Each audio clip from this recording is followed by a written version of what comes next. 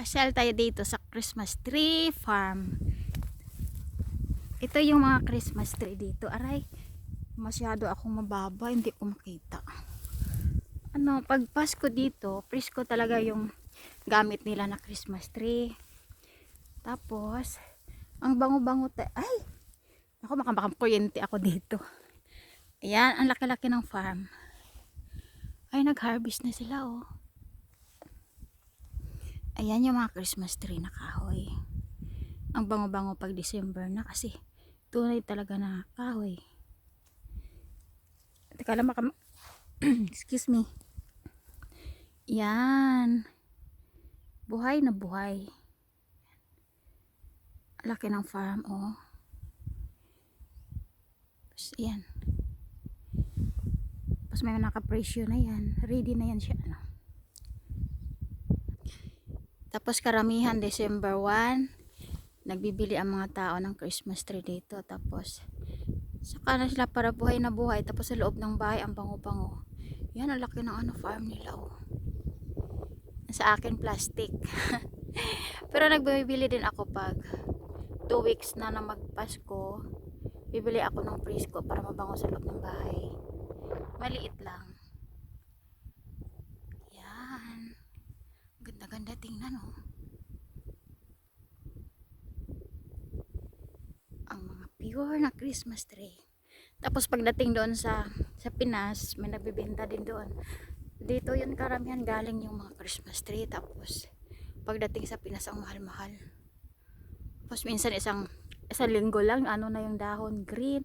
Nagiging dilaw na kasi nawala na yung bisa. Yan. Dami. Konti-konting Christmas tree.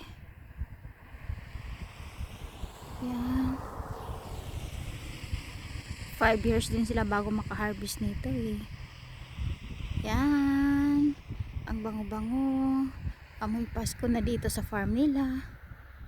Harvest na, harvest. Yan. Yan. Laki-laki ng mga farm. Tapos, ang laki ng mga bahay. Tapos, gala-gala dito sa farm. Yan. Nakikuha lang ako ng picture. Medyo malungkot na ang panahon dito. Maano na yung kulay ng mga damo. Ayan na. Hindi na siya green. Wala na. Malungkot na. Hindi na green yung mga damo. Mga laya na siya, oh. Yan. Ikata. Ganda-ganda. Ganda-ganda pag na naman to pag spring.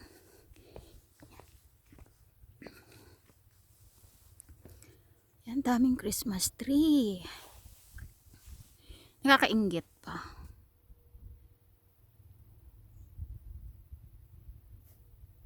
Yan.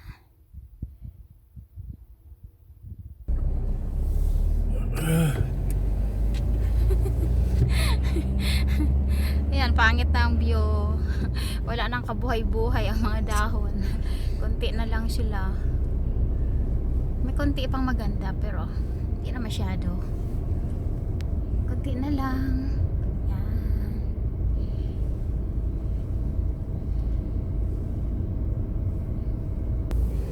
Yan ang malalaking Christmas tree. Hindi na yan siya mabintahan. Na lang na yan siya, puno na lang yan. Yan na lang ang kulay green dito pag Pasko. Yan, wala nang dahon ng mga puno. Kawawa na sila, malungkot na. Natapos na yung maganda nilang kulay. Tuyo na ang aming mga dahon. Wala nang buhay yung daan namin. Yan, natulog na sila. March uli yan silang buhay.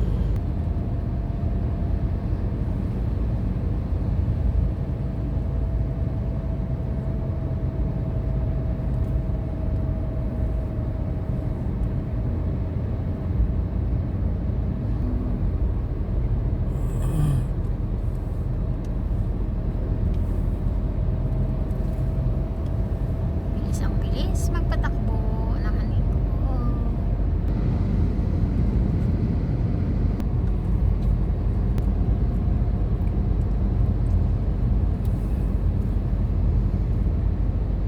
video there. Yeah, so the visa is all set. Oh, ang maliit naming baryo. Yan. Wala nang mga dahon talagang ibang kahoy. Ayan.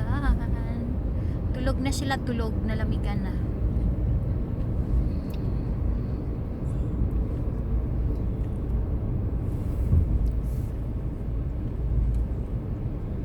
Walang taong naglakad sa daan kasi malamig.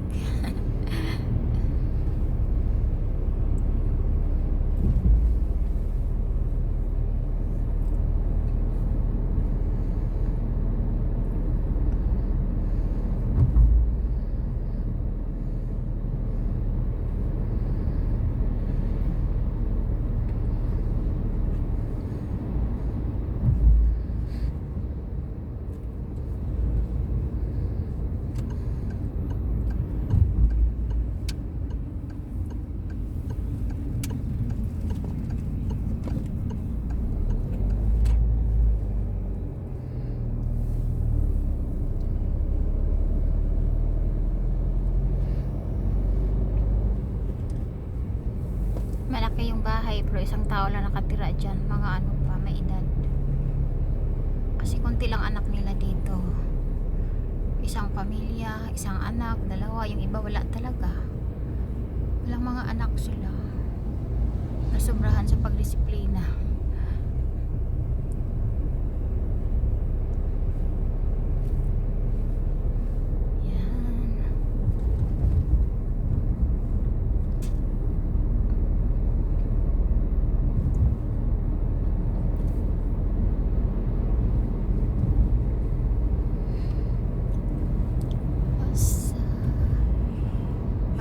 Pensyonado. Mga pensyonado nakatira. Mas may maganda dyang bahay sa mayaman. Ganda-ganda ng bahay. Yan.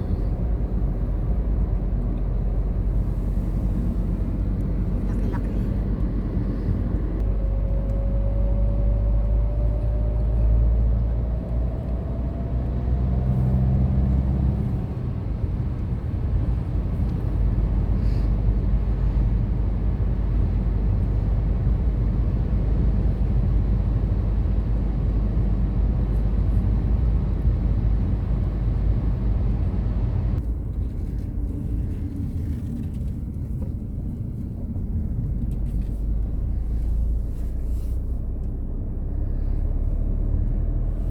Adi, kartofler haning. Ja, Patatas niya ilalim dyan, nilibing nila.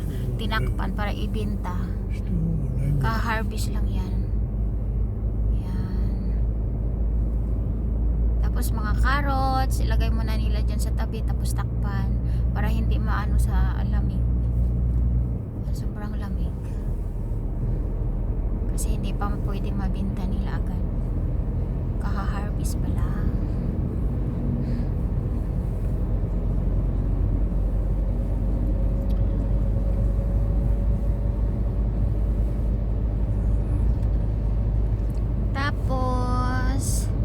Dito sa farm na to may magandang malaking bahay na mansyon, nakakubli sa ilalim ng kakahuyan. Ganda-ganda.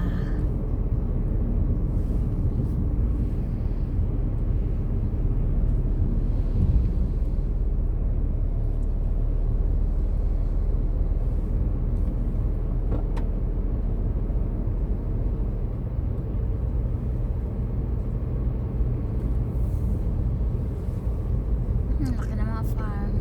Kasi sa loob dyan, mga baka na sa loob ng bahay.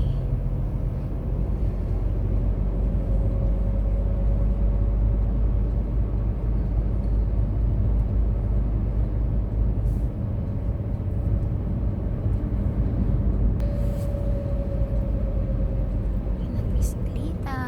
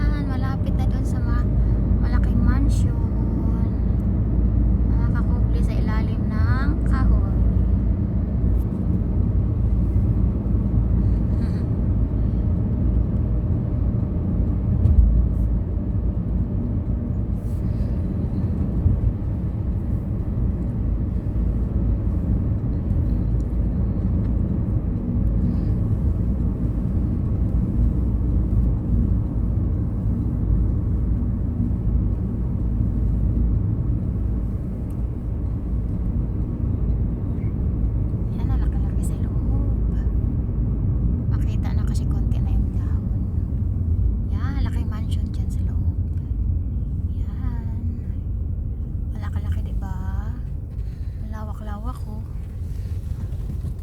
Kaigi cure de ni. Oh, ang ganda-ganda ng paligid niya tapos may tubig diyan. Bawal doon. Bawal doon pumasok kaya dadaanan ko na lang. Ang ganda-ganda ng ano. Ska du hus då? Ja, maski. Men kalang. Yan ang ganda-ganda sa loob.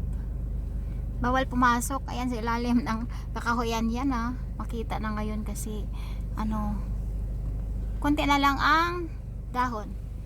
Yan, ang ganda. Kakainggit. Kakainggit. Hanggang pangarap na lang. Hanggang pangarap na lang tayo, diba? Ang ganda. Yan. Sa ilalim ng ano kakahuyan. Sulong-sulong niya yan. Ang ganda.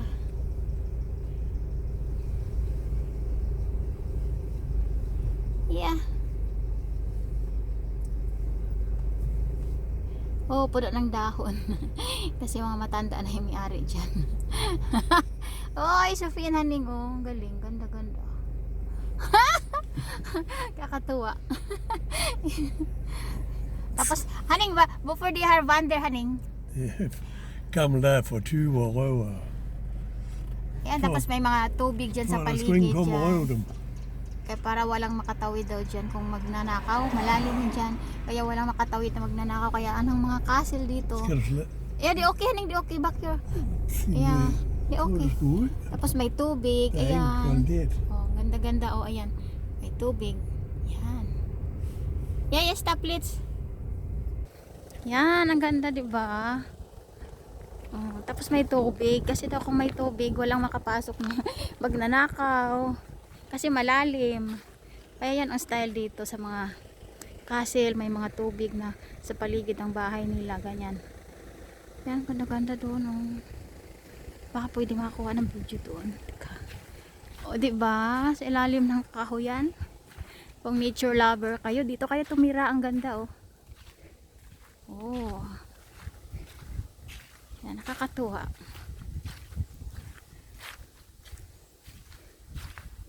Yan.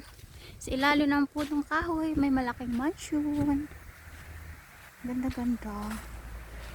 Dumadaan kami dito ng asawa ko para tingnan ko lang ito. Oh, sa mga nature lover dyan. Ganda ng puno. Yan.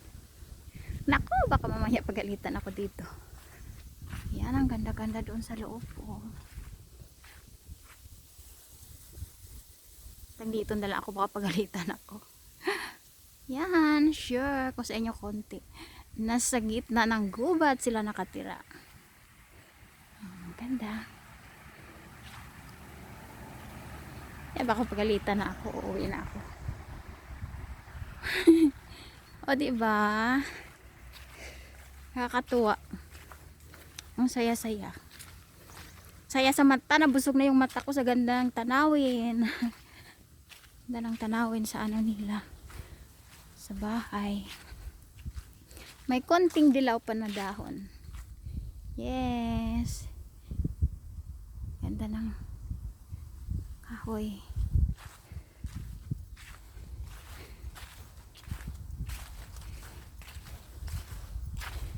Yeah.